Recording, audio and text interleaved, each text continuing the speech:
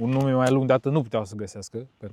Lipsa oglinzilor încălzite. Vântul mi se pare că e cea mai mare problemă. Pentru mașina asta aș putea spune că sunt chiar foarte mari. Salutare prietenii mei de pe YouTube. Am astăzi pentru voi o nouă mașină de prezentat. De față avem un Suzuki SX4 S-Cross Mild Hybrid. Un nume mai lung de atât nu puteau să găsească pentru mașina asta. Și înainte să începem, dați un like, că să mor de nu merit un like numai pentru vântul ăsta și pentru pădurea asta frumoasă care e în spate. În fine, mi-a înghețat sufletul. Bun, voi să începem cu partea frontală. Avem o grilă acestui Suzuki destul de agresiv, așa, are un bot tăiat, fiind un mini suvuleț așa, e destul de înătuță. Am 1.80, îmi vine până la șold. Garda la sol, pentru ce e făcut această mașină și prin pădurea asta a făcut puțin off-road așa, să zic, mă rog, off-road. Drumuri mai de pământ așa, dar nu ai probleme cu ea, n-atingi, nu e nici 4x4, dar nu cred că ai nevoie pentru genul ăsta de mașină, e mai mult pentru urcat borduri. Avem farurile, stați că vine un om. Bun, începem iar. Deși drumul ăsta cred că trece o persoană pe zi, fix când am venit eu să filmez, s-a nimerit fix când trece persoana aia pe drum. În fine. Faruri. Sunt cu LED, au faza scurtă pe LED. Această bandă o să pun un cadru, oricum o să filmăm și seara, pentru poziții. Faza lungă e tot pe LED. Are o bucată care se boară și practic lasă lupa să facă mai multă lumină. Și semnalizarea pe halogen. Avem și proiectoare de ceață, tot cu halogen. Aici jos avem senzorul pentru collision warning. Mașina are și frânare de urgență, plus adaptive cruise control. Capota e destul de îngustă, e mai de hatchback așa, oricum și mașina asta e un fel de hatchback înălțat, are niște nervuri așa care să văd și când conduci, e mișto asta. Un lucru, uite, negativ la faruri, tocesc un fel, în partea de sus, nu știu care e faza, cum vine toată murdăria de pe șosea, tocește farul, sus și în stânga și în dreapta e aceeași situație, nu știu care e faza, mașina e 2021, deci nu e așa veche, n-ar trebui să fie această problemă. Sus acolo avem și senzorul de ploaie cu cel de lumini, iar aici sub capotă avem stropitoarele pentru lichidul de parbriz, ascunse bine acolo. Fiind pe benzină, oricum se încălzește destul de repede mașina asta, sunt bine puse acolo. Din profil, această mașină arată cam ca orice suvuleț de ăsta mic de oraș. Această mașină e echiparea Cool, echiparea de bază. Din acest motiv vine cu semnalizarea pe aripă. Nu prea îmi place, aș fi preferat să fie în oglindă, arată mult mai bine. Aceste bare îi dau mașinii și un look așa mai frumos, aș zice, cu aceste bare și cred că să și folosesc ca să agăți chestii. Suprafațe mari, vitrate. Avem și un gemuleț aici mic pentru a avea o vizibilitate mai bună. Capacul de rezervă pe partea stângă. Ai mereu loc la pompă, nu te interesează. Avem jante pe 16 cu anvelope 215/60. Un balon absolut imens. Mergi, n-ai treabă, e destul de confortabilă mașina, aș putea spune, mai ales cu jantele astea mai mici. Are și anvelope de vară, tot pe această dimensiune a ales proprietarul să meargă. În partea din spate a acestei mașini, nu pot să zic că îmi place spatele acestei mașini, mi se pare destul de urățel. Îmi place mai mult botul, mi se pare destul de distinctiv. Avem degivrare la lunetă, al treilea stop pe frână, acolo sus. Și neavând navigație mașina, vine cu antenă din acesta tip fir, nu știu să zic. Stopurile, o chestie care nu-mi place, au această semnătură LED. Aici nu au nimic. În partea asta, doar becul de marșalier, atât. Mi-ar fi plăcut să aibă o semnătură luminoasă mai frumoasă, să zic, pe timp de noapte. Încă un lucru pe care nu-l înțeleg, ca la Volkswagen, Audi și alte branduri, când ai pozițiile, are faruri automate, cele pe spate nu se aprind. Pozițiile pe spate, n-am înțeles niciodată chestia asta, dacă știți voi, dați în comentarii, nu știu de ce fac toți producătorii treaba asta. Pozițiile le avem pe LED, semnalizarea tot bec cu halogen. Avem aici marșalierul tot cu halogen.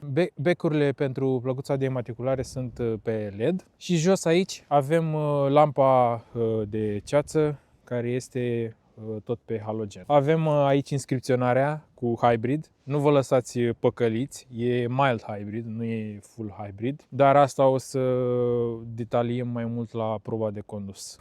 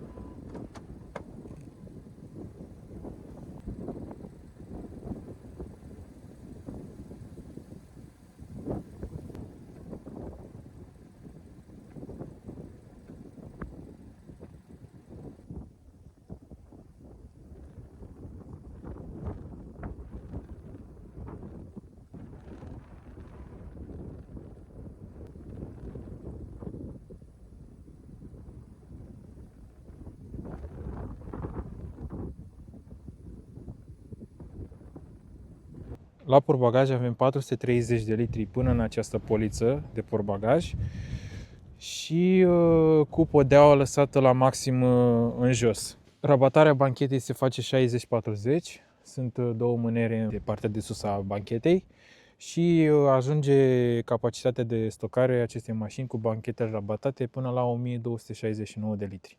Sus nu avem capitonaj, e doar acest plastic și nici închiderea automată a portbagajului nu avem. Avem acest mânier de care putem trage. Ca și configurația portbagajului, avem această podea care este reglabilă. Putem face podea plană sau pentru maximă capacitate. Sub această pânză avem și material fonoabsorbant. Mașina a venit echipată cu kit de pană, cu compresor și soluție. Și desigur aici putem pune extinctorul și triunghiurile și tot ce mai e nevoie. Acum o să las podeaua pentru capacitatea maximă a portbagajului. Așa arată. Cam o palmă până jos, dar e mai folositor așa portbagajul.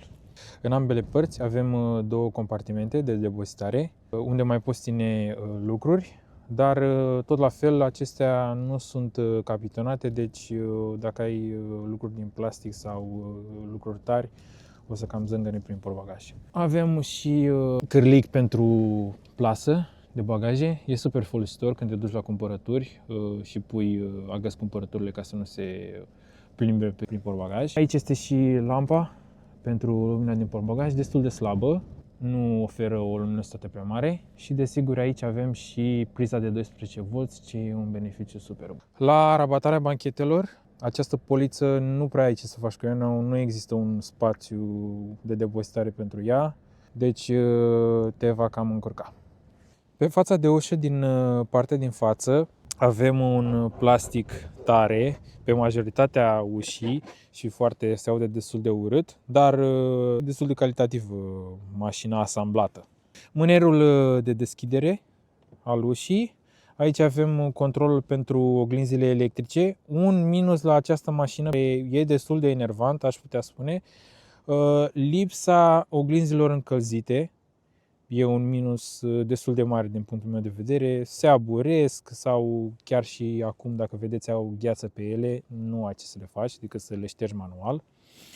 Blocarea geamurilor din spate, închiderea centralizată a ușilor și controlul pentru geamurile electrice. După cum vedeți, aici scrie și auto. Acesta are funcție și de auto. Dacă tragi odată, se ridică până la capăt. Buzunarul din față. Poți pune o sticlă destul de mare aici, până la 1,5 litri, încape foarte bine. Și poți mai pune și lângă alte lucruri. Ce e nasol, nu are niciun capitonaj și cam zângăne lucrurile dacă ai ceva tot la fel din plastic sau din alte materiale, se cam aud. Jos avem și boxa de pe ușă a acestei mașini. Bun, pe locurile din față, cam ăsta este locul. Am poziția la volan reglată pentru mine. Eu am 1,80, 1,81. V-am mai zis, picioarele puțin mai lungi decât probabil o persoană normală de 1,80, dar stau foarte bine. La cap am 2 palme, e super mult loc. Singura chestie față de mașina mea, să zic, bine, fiind și un SUV de oraș așa, stai mai mult pe ea decât în ea. Mă simt așa ca că sunt sus așa. Vizibilitatea e super bună, ești mai sus decât ceilalți participanți la trafic. Nu foarte mult, dar chiar contează.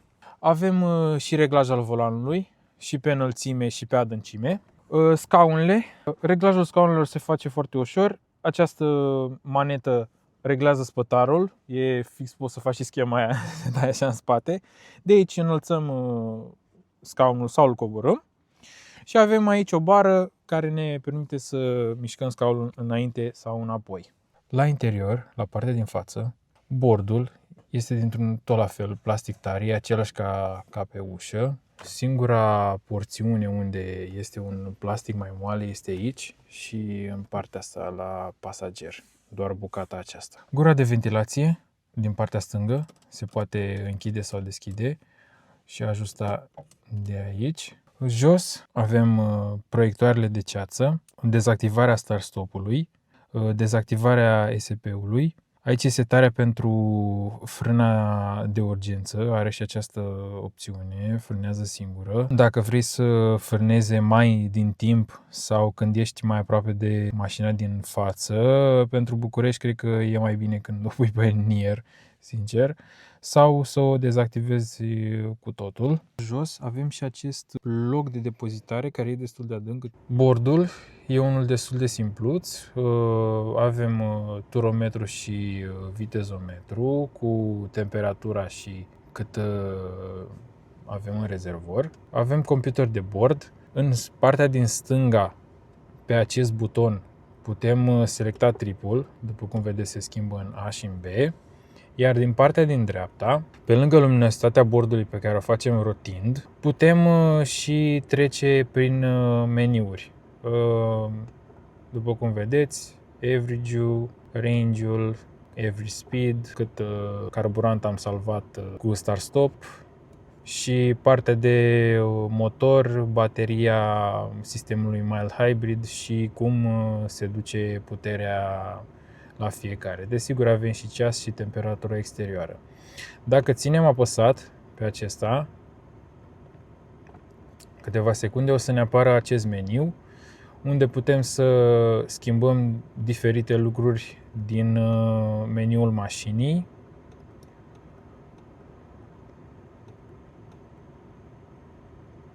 După cum vedeți. Și ca să revenim înapoi la meniul principal, dăm back. Volanul îmi place, e de o calitate destul de bunicică, aș putea spune. Este mic, ceea ce îți oferă o senzație mult mai bună la condus. Avem și comenzi pe volan, modurile media, să le schimbăm, volum și schimbat piesa sau stația radio. Aici putem activa Bluetooth-ul și dacă să răspundem sau nu dacă avem conectat telefonul la mașină. În partea dreaptă avem partea de cruise control adaptiv. Aici setăm distanța cruise controlului. Aici meniul pentru cruise sau limita de viteză, putem seta și o limită de viteză și reset și set. E destul de ușor și intuitiv de folosit, aș putea spune. Aici avem faruri off, faruri automate, poziții sau faza scurtă. Eu merg cu ele pe auto și, desigur, aici avem și lampa de ceață pentru partea din spate. În partea cealaltă, dacă tragem de acest mâner, vom spăla parbrizul. Din această parte putem spăla luneta, intermitent pentru lunetă și mereu on. Desigur, dacă dăm o dată în jos, avem automat, low și high pentru ștergătoarele de parbriz și de aici putem seta intensitatea cu care acestea șterg. În partea consolei centrale, un lucru care nu prea îmi place, mașina nu a venit cu un sistem de navigație sau ceva de genul, că aceste guri le putem doar schimba poziția dar nu le putem închide de tot, ceea ce în unele situații poate fi destul de enervant. Aici este un radiocasetofon vechi, mă rog, nu o să mai numește radiocasetofon, dar e un sistem media destul de simpluț. Avem 6 preseturi pentru stațiile radio, desigur avem și intrare USB și Bluetooth pentru media, plus CD, dar nu știu dacă mai folosește cineva așa ceva. În partea de jos avem clima automată pe 2 zone, de aici setăm zonele, aerul condiționat, auto, modurile, cum să-ți dea la picioare, la cap sau în partea din mijloc, degivrarea lunetei și degivrarea parbrizului prin ventilația mașinii. Aici avem un locaș unde putem pune diferite lucruri. Tot la fel, nu e capitonat, plastic, nu are niciun fel de cauciuc sau așa, lucrurile vor zbura prin mașină și vor face și zgomot. Priza de 12V jos aici, poți cumpăra un adaptor cum am făcut eu și pentru a-ți încărca telefonul. În partea centrală, nu știu de ce au făcut ei chestia asta, cup holderele pătrate. Nu văd care e logica din spate. O sticlă din acesta, uite, stă bine. O sticlă de suc normală nu prea stă, o să se miște foarte tare. Cotiera are reglaj pe înainte și înapoi, nu are și pe înălțime. Este destul de încăpătoare, are un spațiu destul de mare, dar tot la fel necapitonat.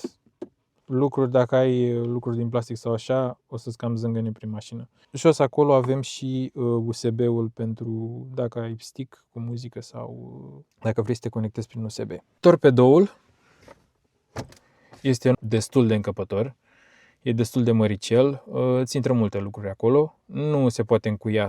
Acolo avem și dezactivarea airbag-ului de la pasager. Oglinda, aceasta este cu funcție anteorbire, chiar ajută la mersul noaptea. După cum am zis, un lucru enervant, reamintesc, oglinzile nu au dezaburire și n-au nici antiorbire. Avem aici plafonierea din față, aceste becuri nu se aprind când deschizi ușa, ele se aprind doar manual, apăsând pe ele. Au o intensitate bună, sunt becuri cu halogen, dar nu excelează. Singura care se aprinde când deschizi ușa este aceasta din mijloc. Cei din spate nu au plafonieră. Parasolarul are aici un locaș unde poți pune acte și, desigur, oglinda cu lumină. Același lucru este și în partea pasagerului, tot la fel oglindă cu lumină. Mânere, toți ceilalți ocupanți au mânere deasupra geamului, sunt și cu soft close, nu se trântesc. Șoferul nu are, mă rog, nu e un lucru neapărat, nu cred că folosește șoferul acel mâner în timpul mersului. Proprietarul a optat pentru aceste huse, așa arată scaunul sub aceste huse. Este un material tare aici, care cred că va ține bine în timp. Și aici este un material moare care se simte bine la atingere. Pe fața de ușă din spate, aceste mașini, avem prezent tot la fel plastic tare. Dar un lucru bun, nu se aude niciun scârțit sau vreun greiere nedorit la această mașină. Aici avem o pânză, dar tot la fel sună gol, e destul de tare și aici un loc cu un burete unde să îți ții cotul. Mânerul de care se trage ușa, mânerul de deschidere al ușii, controlul geamului electric și aici avem un locaș pentru o sticlă. Intră și una de 1,5 litru în acest loc fără nicio problemă. Avem și boxa, mașina nu are și Twitter în spate. Avem prezent aici și child lock-ul. E ca un buton, îl dai și îl ridici. Aș fi preferat sincer să fie cu cheie, pentru că până la urmă poate, eu știu, copilul vede chestia asta, trage de ea și poate înainte să urce sau ceva deblochează ușa, cine știe.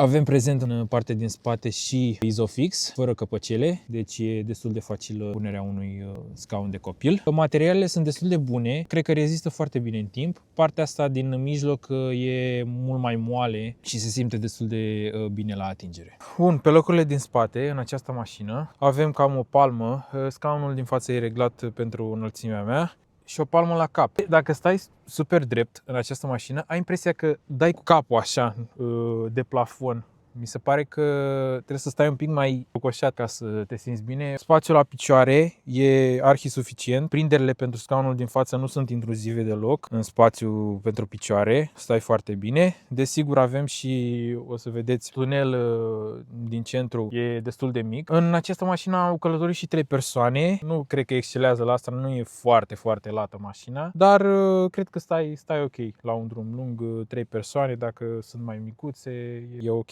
Scaunele sunt destul de moi, vezi destul de bine în partea din față. În partea din spate, această mașină nu prea e nimic interesant să zic, nu ai nicio priză, nu avem cotieră pe bancheta din spate. Buzunărașe pe scaunele din față, singurul spațiu de depozitare de genul ăsta e aici, pe scaunul pasagerului. Plafoniera, cum am zis, e centrală, nu avem becuri pentru partea din spate. Geamul coboară tot, ceea ce e un beneficiu, mai ales pentru copii sau când stă cineva în spate. Avem tot la fel mânere care se închid ușor și în ambele părți cârlige pentru a-ți agăța geaca. Centura din partea din mijloc se trage de aici, din plafon. Bun, să începem prin a vă prezenta cheia, tip șurubelniță. Asta e cheia de la Suzuki SX4. N-are foarte multe opțiuni, încuiat și descuiat. That's all. Și o bagi în contact să pornești. Are desigur și acea programare. Dacă apeși o dată pe deschis, se deschide doar ușa șoferului și dacă mai apeși o dată, se deschide toată mașina. Cam asta e tot. Să începem și proba de drum cu această mașină. Începem întâi cu puțin off-road. Am fost să filmez lângă o pădure și cu ocazia asta pot să vă spun că suspensia e una super bună, nu se aud greieri pe drumuri proaste și face o off-road, mă rog, un fel de drumuri de țară, drumuri forestiere, cred că poți să mergi cu ea fără nicio problemă. Atâta timp cât nu este noroi sau ceva să te împotmolești foarte nasol, pentru că cel puțin această mașină nu este 4x4, are doar tracțiune față și cu diferențial open, deci dacă dai de puțin noroi, o să învârtă roata, are pierde aderența în gol și nu o să faci nimic. Avem o groapă mare acum, pac, nimic. Moale, totul ajută și acel balon per mare. Deci acesta este un Suzuki SX4 S-Cross 2021. Mașina este echipată cu un motor de 1.4 benzină cu mild hybrid. Motorul pe benzină are 130 de cai, e 1.4 turbo. Și mai are 10 cai acel starter generator care te ajută la depășiri sau la plecări mai agresive, dar în principal la depășiri. Bateria se încarcă destul de repede. Dacă ai și un stil de condus în care reduci ușor viteza, nu folosești prea mult frâna, mașina se încarcă super repede. În oraș, această mașină se descurcă chiar exemplar, aș putea spune. E înaltă, ai o poziție mai sus, garda la sol destul de bună, nu te stresează bordurile sau dacă mai ai ceva de urcat. V-am zis, suspensia e destul de mare, destul de bună, nu e zgomotoasă. Ia gropile cu brio prin oraș, cred că e și din cauza acelui balon foarte mare al anvelopelor. De plecat pleci ușor pentru o benzinară. Ca dimensiuni nu e nici cea mai mare, găsești locuri de parcare destul de multe. Un lucru nasol la partea de parcare, cel puțin această echipare nu vine cu senzor de parcare spate, ceea ce e un lucru destul de nasol. Eu venind de pe o mașină cu senzor de parcare spate, mi-a fost un pic așa prima dată când a trebuit să o parchez. Deși oglinzile sunt mari, pentru mașina asta aș putea spune sunt chiar foarte mari. Parbrizul mare, ai o vizibilitate foarte bună. Un lucru de menționat, uite la parbriz, din cauza înclinației acestuia, tinde să se spargă foarte ușor. Mașina aceasta a avut deja schimbat parbrizul și are încă o ciobitură în parbriz. Se ciobește super ușor, cred că e destul de drept și cumva pietricelele când vin fac să se spargă super ușor. Un lucru tot la fel negativ la această mașină, vopseaua, e destul de slab calitativă. Se fac ciobituri foarte ușor în ea, de la pietricele sau de la lucruri de pe drum. Nu știu cum va rezista această mașină în timp contra ruginii. Acum n-are deloc rugină, ar fi și culmea 2021 să-i apară rugină. S-a menținut bine, dar vedem pe viitor. E în 6 trepte, sunt super bine etajate, mi se pare e o mașină chiar super decentă pentru banii ăștia. Tot la fel, antifonarea în oraș e ok, oricum cam toate mașinile în oraș sunt bine antifonate. Motorul nu-l auzi deloc, fiind și pe benzină, nu îl sesizezi efectiv. Da, dacă bate vântul se cam aude, chiar și în oraș. Dar fiind o mașină de buget, e chiar ok pentru prețul acesteia. Pe drumuri virajate, uite chiar suntem acum pe un drum virajat, putem să luăm puțin mai tare această curbă. Mașina mi se pare că stă foarte bine pentru o mașină cât de înaltă te poți băga în viraje destul de agresiv. Are o tendință subviratoare, dar se descurcă, mi se pare, super bine. Pe drumuri naționale, aceasta se comportă super bine. Cei 140 de cai total se simt super bine la depășiri, depășești foarte repede, e foarte bine etajată și acel boost, dacă ai bateria plină la sistemul mild hybrid, se simte super bine. Chiar îți dă așa ca un shoot. Nu ai frică în depășiri cu această mașină. Deși are doar 140 de cai combinat, se descurcă super bine. Ca și confort pe drumul național e aceeași poveste. Mașina pe suspensie e destul de silențioasă. Ce zgomote încep să se audă sunt anvelopele la o viteză mai mare. Vântul mi se pare că e cea mai mare problemă, cel puțin de la oglinzile astea mari. Vâjă e destul de tare la viteză, se aude destul de rău. La viteze mai mari, peste 90, e destul de zgomotoasă mașina, cel puțin pe partea asta. Dar ca și confort per total și pe drumuri naționale se descurcă bine mașina. Este o mașină decentă, exact pentru prețul dat pe aceasta, se descurcă cu brio. Pe autostradă, ca putere e suficientă, dar tot așa vântul, zgomot mare, motorul nu se aude, dar zgomotul de vânt începe să fie destul de proeminent. Dacă mai și bate puțin vântul afară, e destul de deranjant. În partea asta, la oglinzi și la gemulețul acesta mic, se aude destul de rău. Încă un lucru, dar cred că asta e valabil pentru toate mașinile mai înalte. Pe autostradă, dacă bate vântul din lateral, o ții destul de greu. Poate și din cauza că e o mașină destul de ușoară, o ții destul de greu pe trasă, dar nu e imposibil. Cam asta despre Suzuki SX4. Oricum, povurile, și acolo vedeți mai bine cum se simte mașina exact la volan și ce sunete scoate. O să aveți un film mai bun în acele videoclipuri. Dacă v-a plăcut acest videoclip, subscribe cu clopoțel, neapărat, hype de ăla. Poate ziceți în comentarii acum ce e. N-am aflat nici până acum, dar o să aflu, promit. Și like, share, trimiteți și unui prieten. V-am pupat. Pa!